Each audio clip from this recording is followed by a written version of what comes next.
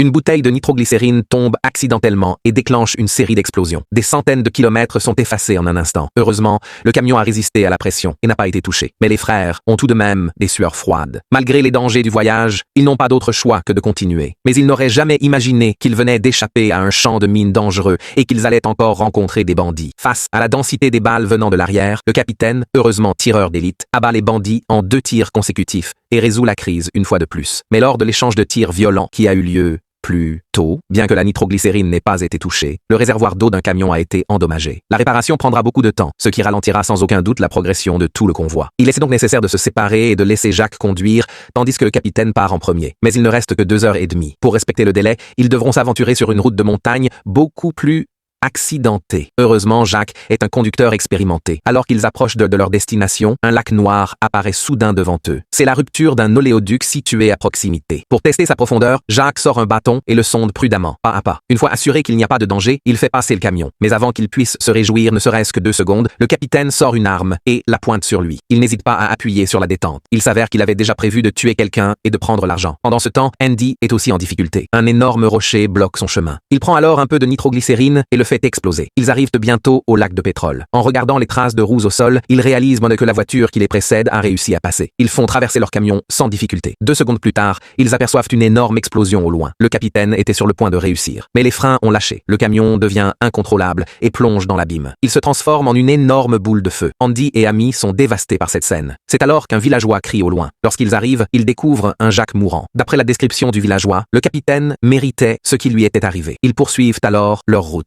Mais ils ne s'attendaient pas à ce que la caravane des bandits les rattrape encore une fois. Ils n'ont pas d'autre choix que d'accélérer. Amy grimpe alors dans la caisse et leur lance de la nitroglycérine. Grâce à leur puissance de feu, les bandits sont rapidement éliminés. À leur arrivée à destination, ils découvrent la femme et le fils d'Andy pris en otage par le propriétaire de la compagnie de gaz. Il avait tout perdu dans l'accident et comptait emmener tout le monde avec lui. Heureusement, Jacques se réveille à temps et lui tire dessus. Il conduit ensuite son camion seul jusqu'au puits de gaz. Sans hésitation, il décide de se sacrifier pour son frère et sa famille. En même temps, il sauve la vie de dizaines de milliers de personnes.